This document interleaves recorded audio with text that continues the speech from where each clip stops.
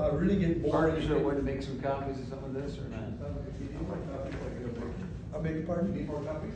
Oh, not of this, but I only got one copy of this, the work piece. But you can, if you wanted to make a copy of this, but we can do it afterwards. If you Give it to lunch or something. Yeah, that. Good idea. And one of the things that I still, I don't know, my journey has been, and I was just so interested in Jake, right? Jack, so that's pretty close. For old people, that's 103 mileage wise, that's not bad.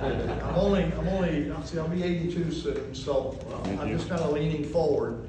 And one of the things that really has kind of been my whole life, actually, is just trying to be faithful to what God is saying at the moment. He's given me the opportunity to do a lot of different things, help start a number of organizations, plant churches and stuff like that, and work in the tent making aspect of life as well. Because sometimes when God calls you to do something and you think, well, I'll do it when He gives me the money. And He said, well, okay, then I'll go get somebody else who will do it and pray for the money or work for the money. And so I've done a lot of tent making along the way as well. Good morning, hello. Oh, that's yours, John, not mine. I'm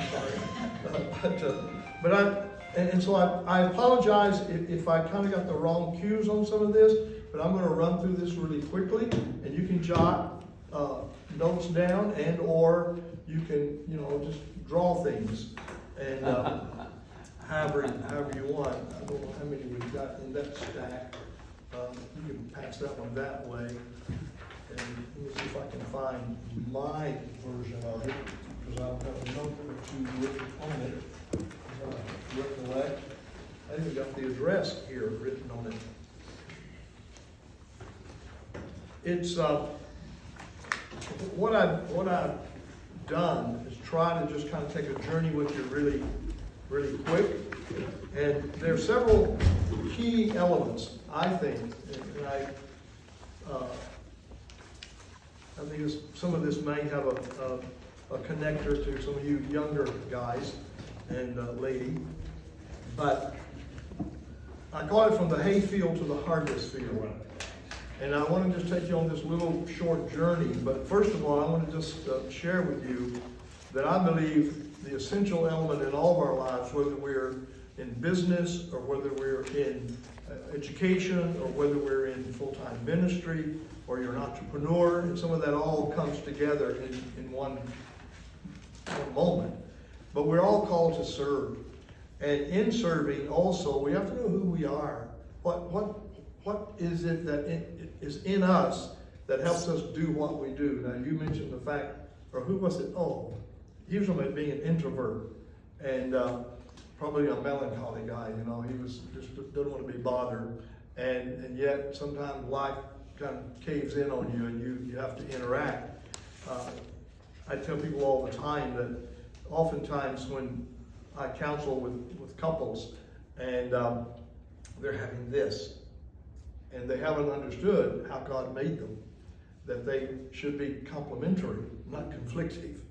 And once we understand that, and my wife and I, we're totally opposites, thank God, because she has made a huge difference in my life over the last almost 48 years now. And so one of the things that has always stuck with me when Jesus said, I didn't come to be served, I came to serve. They were all falling over themselves to do something for Him. And when I think about some representation or some persons in those scriptures that kind of I have a real identity with, one is Nehemiah.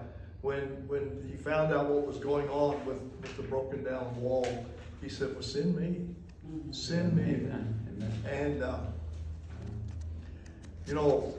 my first job as a believer, I got to be the janitor of the church for free. For free, all right. And you have to get this understanding, is that I'm the son of an illiterate sharecropper, raised in the Delta in southeast Arkansas. We had 4 rooms and a path, 7 of us kids, mom and dad. You know where the path went. We had running water, but I had to run get it at the pump and then run back. So that was my thing.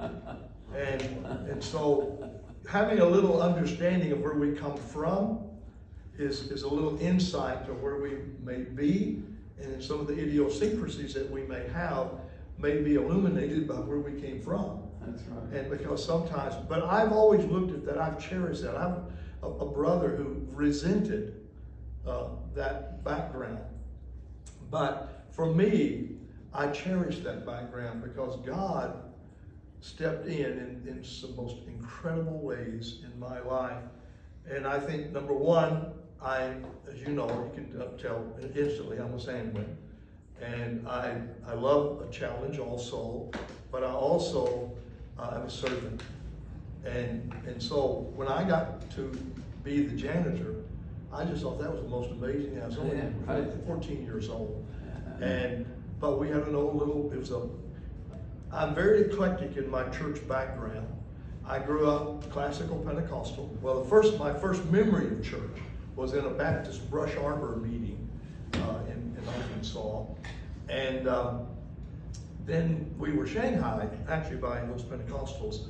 When we moved way down into the Delta, my sister, they kept coming by our house blowing their horn on Sunday morning, waking us up.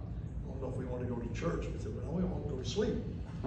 And so we gave them my older sister for a sacrifice.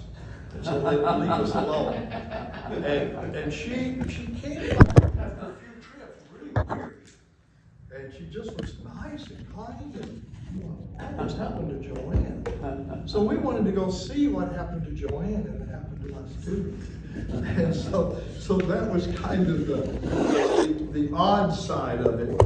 And but that's kind of the backdrop of my story. We'll go through a little bit in a moment. But the other side of it is Barnabas. My mom and my dad was quite straightforward about it. If I found a bird that was injured, I'd bring it home. Even a skunk, if it was hurt after he did his spray, I would, bring him home. And they said, quit bringing these animals home. But they're hurt. And so Barnabas was the guy who would go and get the ungettable, Paul, or else Saul. Yeah. But he brought him to Antioch. You know how he phased him in? He brought him to Antioch first. Although he was a Jew of all Jews, he was a Pharisee. Unlike the Sadducees, he believed in the resurrection. That's why they're Sadducee. And we'll get that Thursday. But anyway, I think that it's always been my heart to help people, to serve. And if I'm not doing that, I'm extremely out of what I should be doing. Skip my resume there. We'll get back to that later. But let me just take a real quick journey, and then I want to talk to you about how these things have progressed in my life. And sometimes, if we can hear some framework or a template. Now, we're bringing on a new, our vice president is